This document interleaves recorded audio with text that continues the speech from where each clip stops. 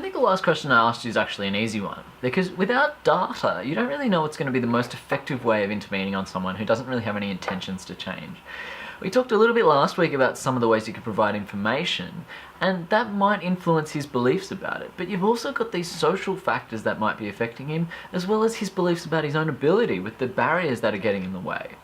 So to try to conceptualize a complicated case like Adam, we're going to use something called the Theory of Planned Behaviour. So let me put everything that we've done so far into a little bit of a model. So we know Adam's almost entirely sedentary. And the Theory of Planned Behaviour would suggest that this is because he doesn't have any intention to exercise. Adam says he doesn't want to exercise. He doesn't have any intentions to exercise, which is why he might be so sedentary. The Theory of Planned Behaviour tries to identify what are the things that lead to these intentions to exercise.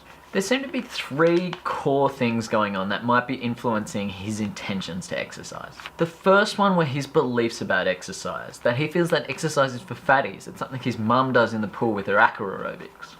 The second is his social environment. His work colleagues agree that work's priority number one, and exercise really isn't that important. According to the Theory of Planned Behaviour, it's not just our own attitudes that influence what we do and our intentions, but it's all those attitudes of people around us. Just as an example for this, Twitter's been around for a really long time, but it's never had quite the amount of sway as Facebook has had.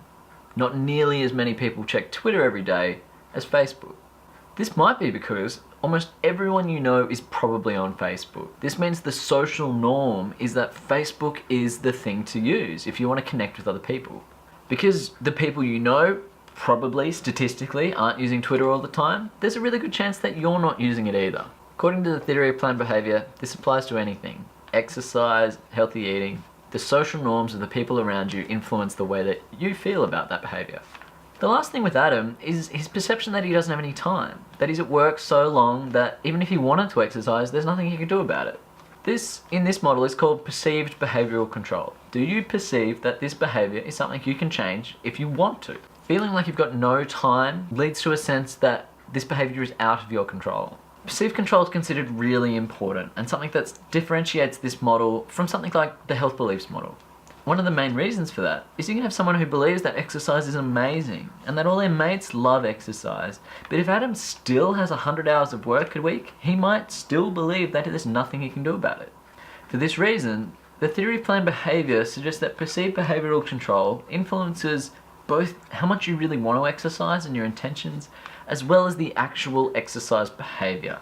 So if we put all of this into the jargon, then the person's behaviour is influenced both by their intentions, but also their perceived behavioural control. Those intentions are influenced by their attitude to the behaviour and the social norms, and whether the person perceives that that thing is in their control.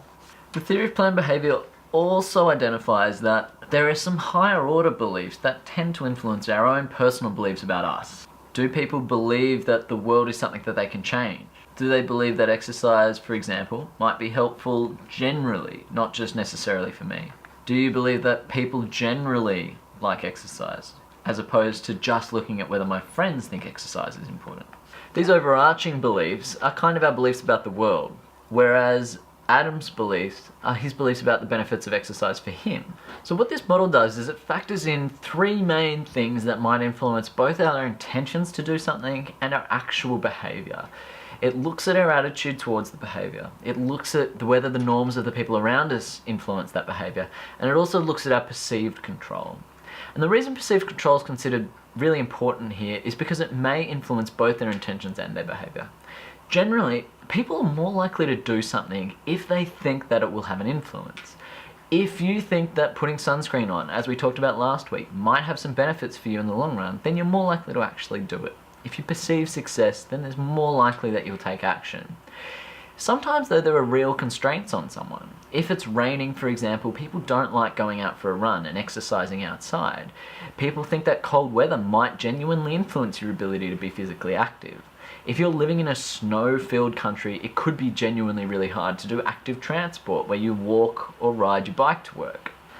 It doesn't really matter whether they're actual barriers or not. It's about the perceived behavioural control, right? So when we think about Adam, it doesn't really matter whether he has no time or not. If he feels like he's got no time and there's no way of prioritizing it, then it's actually going to be a barrier for him, and it will reduce his perceived behavioral control. The other two parts of the theory of planned behavior will be familiar to you already. Attitudes are kind of like behavioral beliefs. It's a bit like last week when we talked about the intention being a combination of your susceptibility and the seriousness, the benefits and the barriers. Those things put together give you some idea of your attitude towards exercise, for example. Social norms are a little bit like the social influences that we talked about really early on. Do the people around you like exercise? Do the people around you hate exercise? Do they eat well or not? Those sorts of things might influence your intentions to follow suit. If we come back to thinking about Adam, the model itself doesn't tell us what's most important. It kind of says all three of these influence people's intentions.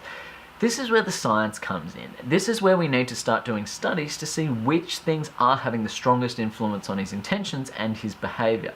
Now, I'm really sorry because this week's paper is an absolute behemoth, and you don't have to read everything. There's a section on issues surrounding the theory of planned behavior. The whole methods section is pretty complicated and in-depth. And we won't ask you to conduct a full critique of this study or of the other research done on the model. The thing is, it's quite a detailed model, and there's been over 161 studies that test the theory of planned behavior. The main question that the paper helps us answer is the model accurate? And if it is, what's the relative influence of things like attitudes, subjective norms, and perceived behavioral control on someone's intentions? If we want to help improve Adam's intentions to exercise, which of these has the strongest influence? So what I'd like you to do, as usual, is have a look at the table below.